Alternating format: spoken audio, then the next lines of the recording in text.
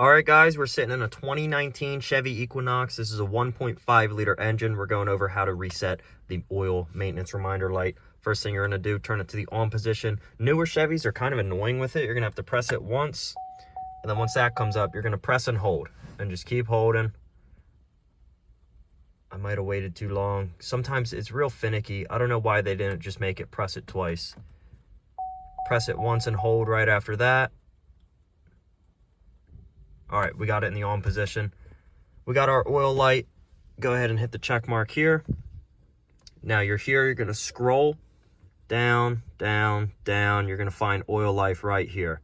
Remaining, we're gonna press the check mark, hold it, and you're at 100%. That's how easy it is to do it. Go ahead and start the car just to make sure it's gone. Car is started and no messages popped up.